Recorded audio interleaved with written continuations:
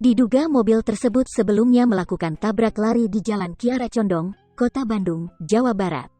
Sebuah mobil Avanza terbakar di KM 152.300 Tol Padalenyi, Kamis tanggal 10 Juni tahun 2021.